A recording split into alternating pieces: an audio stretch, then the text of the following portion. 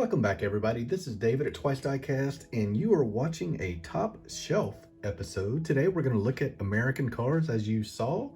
So we will get cracking right away. We'll start with this. I believe this is an AutoWorld. If I am not, nope, this is a Johnny Lightning. And pretty sure it is 164 Tornado.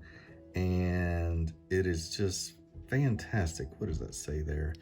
We won't spend too much time on each one. If you're familiar with the episodes, we're going to kind of go through them pretty quickly.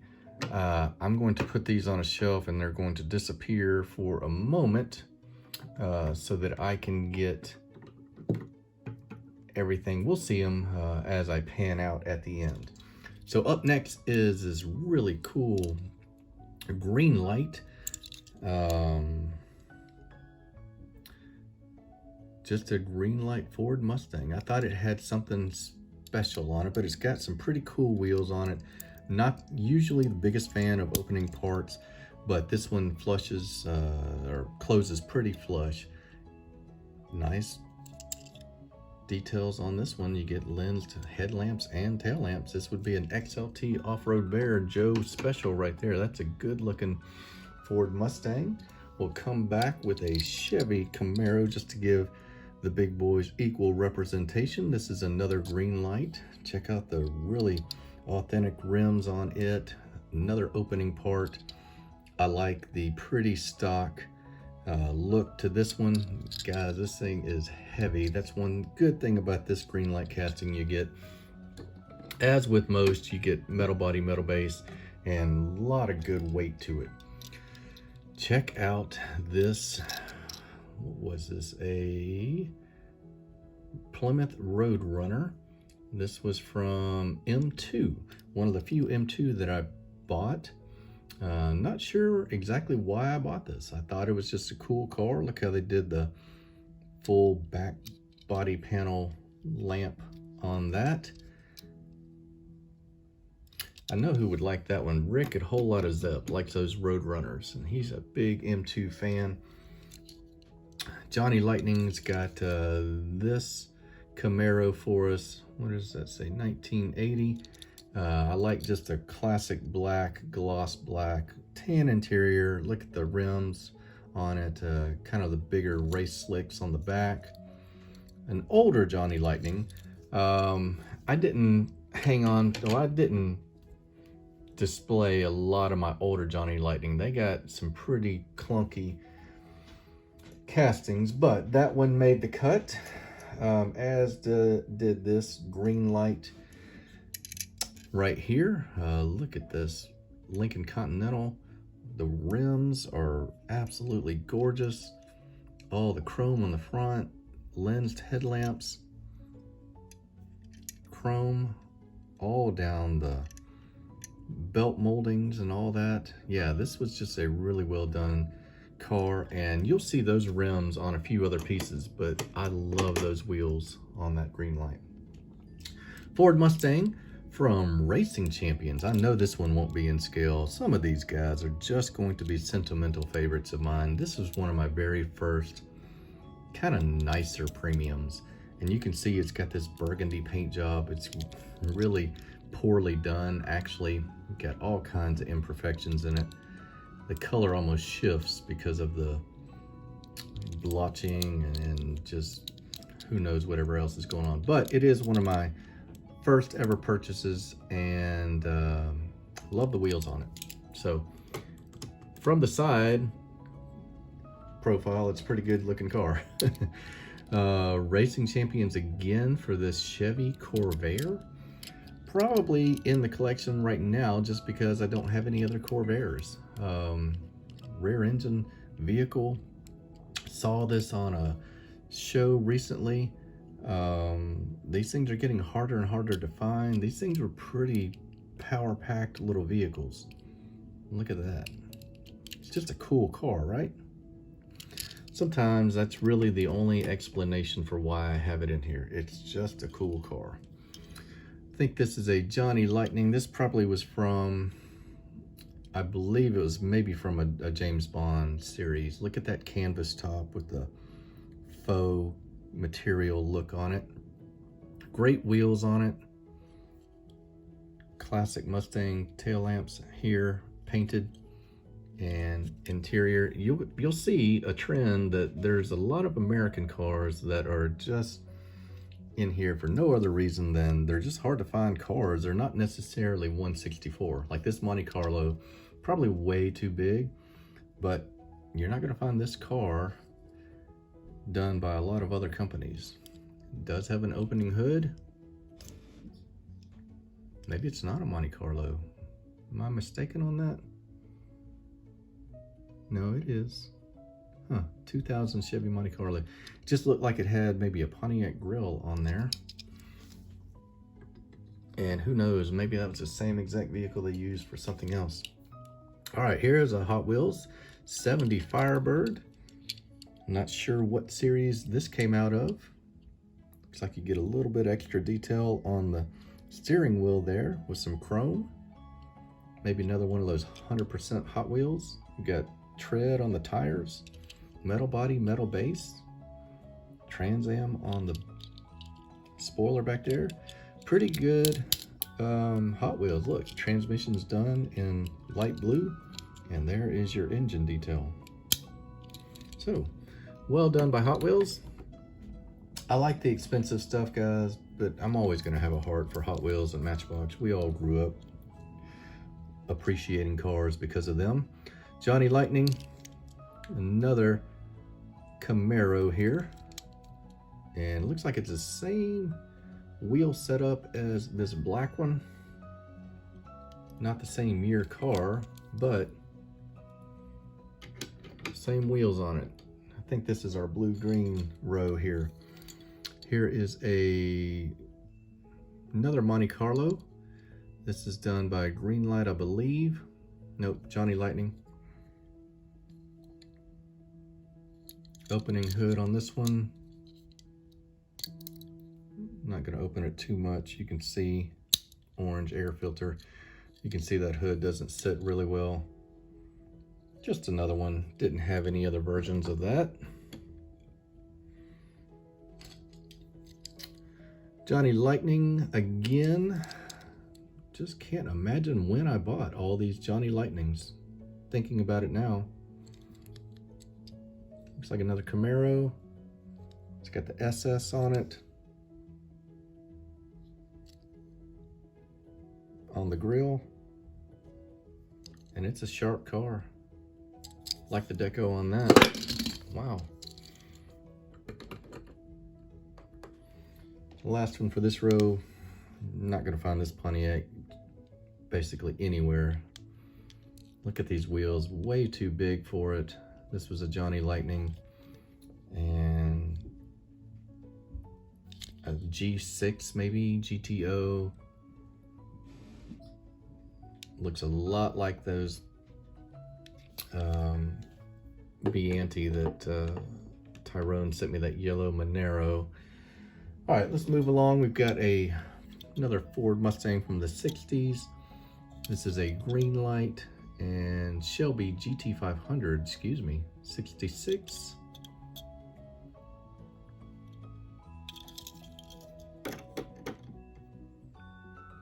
We'll go with an AutoWorld, enormous wagon. Look at this joker.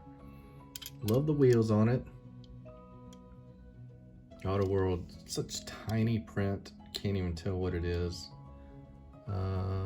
Buick.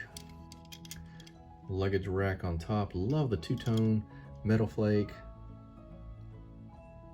These things were enormous cars, but AutoWorld has done them really, really well. Need something to balance out that size, so we'll go with a little Johnny Lightning Corvette here. Doesn't say what year. Looks to be a 63 with that split window in the rear. Really well done though. Look at that badge on the rear. And the Corvette right here is done really well too. Like the tan interior, like the wheels. Great job by Johnny Lightning on that one. All right, we've got another, is this a Racing Champions? Wow. 66 Plymouth. You're gonna see some pretty dull paint jobs, and that is by design. Wanted to capture as many of these 70s and 80s and late 60s vehicles, stuff that Chuck at Flying Valiant really likes. Malaise era is what he calls them. Back when America was suffering from high gas prices. Check out this Caprice right here. This is one that is near and dear to my heart. My parents had one of these, and I would ride around in this back window package tray back here, rolling around. Absolutely no regard to safety. That's just how we did it back then. And it got hot up there in the sun in Louisiana. All right, we've got this really cool Corvette from convertible from Greenlight. I think this was from, this is a Dodge Coronet 500. I think this is from a movie, an entertainment series, maybe? I wanted to say Entourage, but I don't think that was the vehicle from Entourage. It might have been. Chevy Malibu. If you don't know this car, it is pretty utilitarian. You can tell by the wheels, wasn't a whole lot going on. These things were cop cars, unmarked police vehicles, and my great aunt had one of these in gold, so that is why it is in the collection. Here is a pretty cool Checker. Checker did all the cabs in the big cities, but they also for a little while put out a civilian vehicle for personal purchase, and this is one of them. This is a Checker, 1972.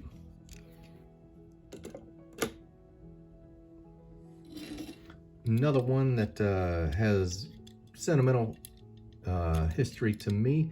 This Greenlight Pontiac Le Mans, 1977. Grandmother had one of these. And it's about as plain Jane as you can get for a 70s American vehicle. This Studebaker is in the collection because it is a Studebaker, wildly out of scale, which is surprising by Greenlight. I think this came from the TV show Home Improvement. Unless this vehicle was way bigger than you would think it would be, and I don't think that's the case. You can see it compared to that four-door Le Mans. That thing is a little out of scale. This one I don't think is. This is a Greenlight. This is a AMC Matador. That's what it was. White wall tires on that. Look at that, how the rear body, the quarter panel kicks up back there. Interesting stance on this vehicle. AMC, of course, a short-lived American automaker. Here's one that's still around. How about Cadillac? Look at this job by AutoWorld. They have absolutely nailed these caddies. I've got a couple I'll show you today. Just saw a couple more on Danny's Diecast. Just really love these by AutoWorld. Multiple colors on the interior too. Speaking of Cadillac, this is a beautiful 2000 maybe, or 1990, late 90s. GOC does this model. Look at that hood ornament. Try not to mash it down. It's just such an incredible 1/64 scale version of a awesome Cadillac. Look at the roof, how it appears to be almost canvas. Here's your rear detail, front. That is on the bottom row for now, but that will definitely be moved up. We've got it complemented by another older Cadillac, another AutoWorld. Won't spend too long on it. It is different than the red one we looked at a moment ago. Yeah, beautiful. And the last one before we take a quick break is going to be a little shorty Chrysler, or I think it's Chrysler Crossfire. Yeah, Crossfire. This was a Racing Champions, only version of this car I've seen that was not, just like a mainline. This one's got, it's got plastic wheels, but it does have a metal base. A little bit of extra detail. Racing Champions on this one. So we'll stop and do some shuffling. That is the first half of the American cars. All right, so this green light Ford Mustang starts us off. Our next row, I have no idea what movie this is from. Sophia, stay here. We will come every day. Somebody can clue me in on that movie reference. I'd appreciate it. Remember, these cars up here will disappear for just a moment till we do our final panoramic shot at the end. This beat up Chevy Bel Air has no business still having a spot, but I don't have a better version of it. I don't have any kind of premium version of a Chevy Bel Air. This is a Racing Champions that I probably bought 30 years ago, and it has made it through lots of moves, lots of packing, lots of moving trucks, banging it around, and it looks a lot worse for wear, but I will replace it once I get another one. Here is a Lincoln Continental 1941. How about that? No prejudice against 30s and 40s vehicles. They're just not a whole lot out there that are done really well, but when I do find them, I like them. Here is a 65 Impala from Racing Champions, I believe. Yeah, this is one. Mike Dyson in my home state of Louisiana saw one of these one day, and I was fortunate enough to find another one at Ollie's and sent him one of those. I think his mom or dad had one of those as a kid. Here's a 55 Nomad from Greenlight. I like this version so much better than the Hot Wheels. It's premium, it's got rubber tires, and it's just clean. Look at that profile, no crazy rear wheels. Such a cool vehicle. I'm glad to have one in kind of a stock look. All right, let's start with some IROC goodness. This is from Johnny Lightning, and just can't have too many of these. Such a cool car back in the day. That'll get us started for that row. Here is a gift from XLT Off-Road Bear. This is one of the very few, dang it, I can't remember what brand this was, Joe. I think this might be Ertl American. 1971 Ford Mustang Boss 351. He loved this brand. He found a bunch of them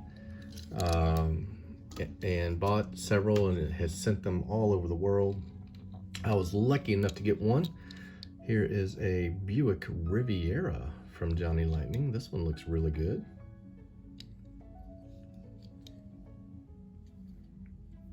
Love all the white wall tires on these American cars from the 70s.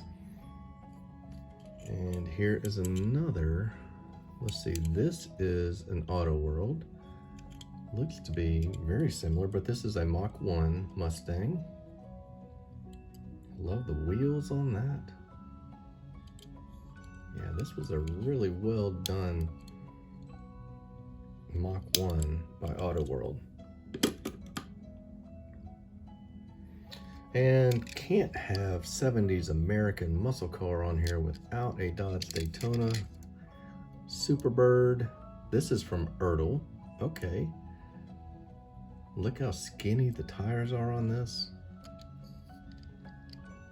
I have no idea how I wound up with an Ertl. If that was a gift from you and you gave that to me, then I apologize. That was cool, kind of rediscovering that car as we were looking at them. AutoWorld, Camaro, nothing extremely special on this, just wanted to have a newer version. Here's a classic. How about this Shelby Cobra? Greenlight does this one and just did it really well. I love the scale, had to be what I was looking for, and they did that one really well. A lot of these probably will bite the dust when I get true 164 replacements. Here's a Johnny Lightning Buick Grand National in a pretty tame stock look. Wow, look at that rear window. That is just awful. That looks like this was used for prison transport, and there are bars in the window. We'll go with a Chevy Monza. You guys know that car? I hope you do. Kind of a funky one. This was a Johnny Lightning. So many more Johnny Lightnings than I thought would have been in my collection. And another Camaro. I think this one is Greenlight, the other one was AutoWorld.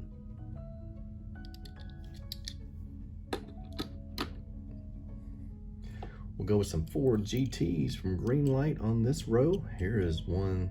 This was a series of vehicles that they did that sold for crazy amounts at auction. I think this one was like 1.1 million. The other one was about 1.7. You can see these pieces right here that are added to the casting don't match the paint.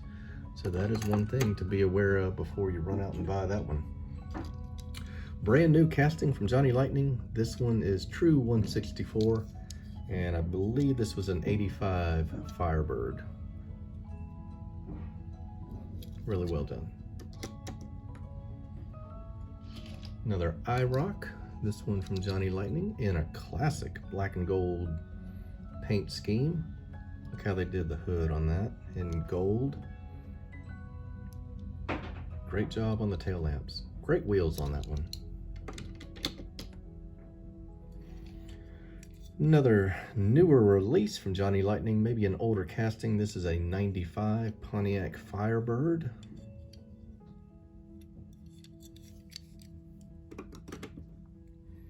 And here is the previously mentioned $1.7 million Ford GT.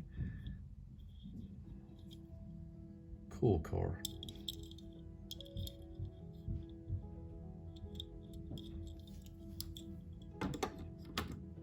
Two rows to go, guys. Hang in there, almost there. We've got Dodge Stealth from AutoWorld, pretty recent release, looking like a Mitsubishi 3000 GT, but this is the American release as a Dodge Stealth. I believe that was 1990. Got another Dodge for you. This is a Dodge Diplomat in some white wall tires. I think this was an 82. Got an 81 coming up. That Dodge badge on that deck lid. That is old school right there.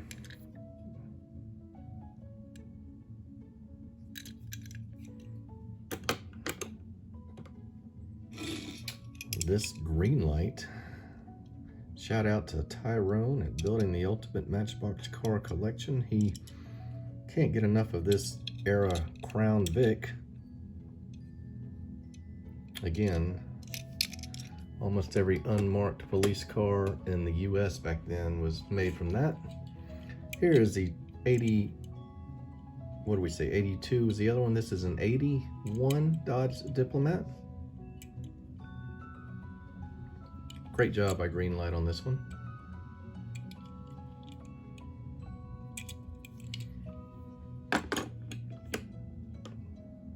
And we'll bookend the Dodge Stealth with a red version,